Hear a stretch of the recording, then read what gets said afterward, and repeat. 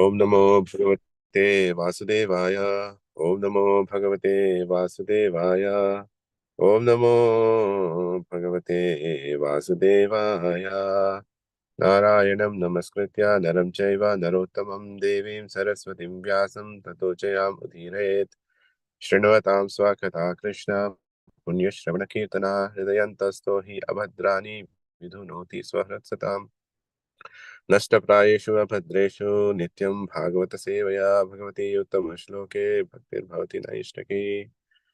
So today we are going to read from Canto 4, Chapter 1 and Text 2. Akutim ruchaye prada adapi bhratrumatim nrupaha putrika dharmamashritya shatarupanumoditaha. Synonyms. Akutim, Akuti, Ruchaya, unto the great sage Ruchi,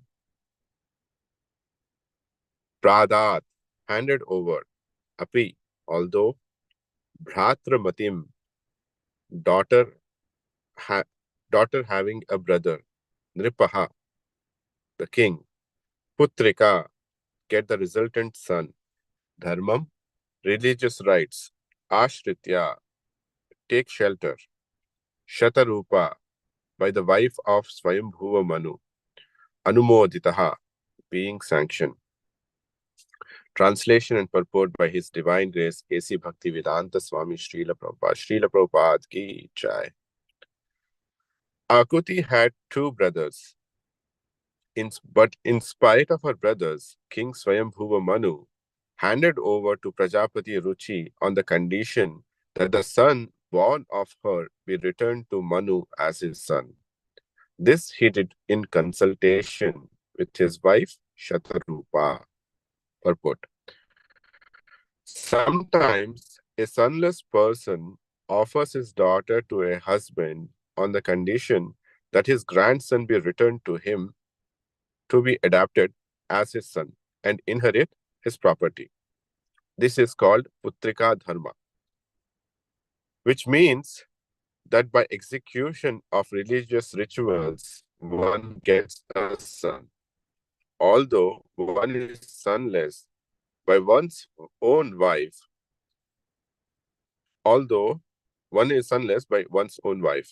But here we see extraordinary behavior in Manu. For in spite of having two sons, he handed over his first daughter to Prajapati Ruchi on the condition that the son born of his daughter be returned to him as his son.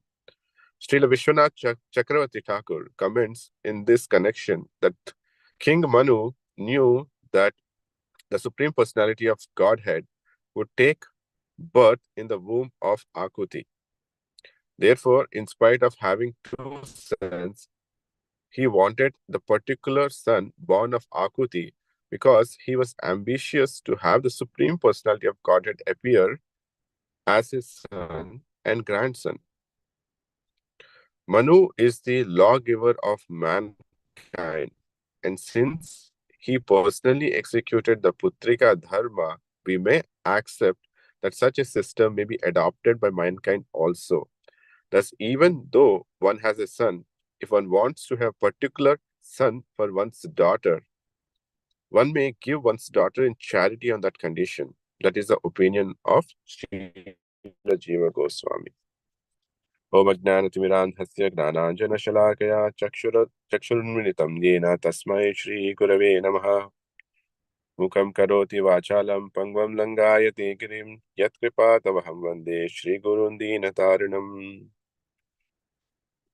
Hare Krishna, dear devotees. Thank you for giving me this opportunity to purify myself. So today, we are reading from Canto 4, the creation of fourth order, and Chapter 1, which is titled Genealogical Table of Daughters of Manu. And in verse 2, we have some information on that. So today I'm going to summarize a lecture given by His Holiness Bhakti Rasam Rita Maharaj in 2017. So Maharaj was saying that in the Vedic text, there are several kinds of scriptures. And one of that kind is the Shastras. And these Shastras are so that we can actually practice and go back to Godhead. But however, it is not simple, right? So, it is not simple to even practice because there are so many things that in Dharma Shastras that they are conflicting. And in those situations, we really don't know which one to take up. So that's the reason why we need guidance. And by perfectly practicing these scriptures, especially chanting Srimad Bhagavatam, we can go back to Godhead. But for that, we need perfect guidance. And in reality, whatever the Vedic text suggests, it's on the absolute platform. You should be able to reach go back to Godhead. But the issue is that we are not on the absolute platform. And that's the reason why we need several guidance. And the guidance, that's why we look for Srila Prabhupada's guidance on the scriptures so that we can actually take this Krishna conscious process seriously and go back to Godhead. As we all know, Srila Prabhupada adjusted many of the dharmas in order, based on the times and circumstances, so that the higher dharma, which is to attain the love of Godhead, can be performed. So, but the question is, we cannot eliminate this or discard these rules and regulations with our whimsically. So, at the same time, it is not possible to follow cent per cent. Therefore, Prabhupada have focused on the Daivi Varnashrama. Daivi Varnashrama means the ultimate goal is actually to understand Krishna. So that's why Srila Prabhupada, in his lectures and purports and letters, have guided all his disciples to actually suggest what needs to be done, what not need to be done based on these circumstances, so that we can stick to the higher principle and our higher goal. So in this text, one of the dharma which is actually mentioned, which is the Putrika dharma, is mentioned. So as we know, Manu, who is actually the root of the humankind or the mankind, right? Actually, if you look at it, it's actually the root of man. That's how the man came into picture. Manu, man, Manushya, also, which also means the descendants of Manu. So he's the original progenitor of humankind. And he had 3 daughters, Akuti, Devahuti, and Prasuti. And he had 2 sons, Priyavrata and Uttanapad. But however, in this text, we see that even though he had 2 sons, 2 qualified sons, he didn't want to give his kingdom to one of his sons. Instead, he wanted to give his kingdom to the son of Akuti. And why so? Because he knew that a supreme lord is going to born to Akuti and Prajapati Ruchi, and his name would be Yagna. And of course, he did in consultation with his wife Shatarupa. So Maharaj was saying that, so this is something, a lesson for our Grihastha ashram, that whatever we do, we should actually consult with our consort. Without that, don't do or take a major step. So coming back to Putrika Dharma, so Akuti,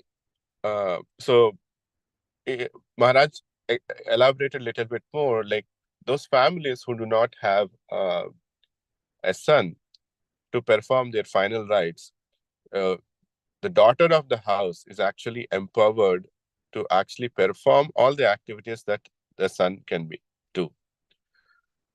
And otherwise, it can also be performed by the son of Putrika, which is Putrika Putra, and he can also do the same thing and deliver from the Nark. So basically, Putra literally translates to the one who actually delivers his parents from the Naraka, named Putra. So based on this Putrika Dharma, and Prabhupada also explains in this purport that this Putrika Dharma can be actually, it's a bona fide and can be taken based on the circumstances and need, especially for this current society when somebody adopts uh, a child outside their family, there is a risk.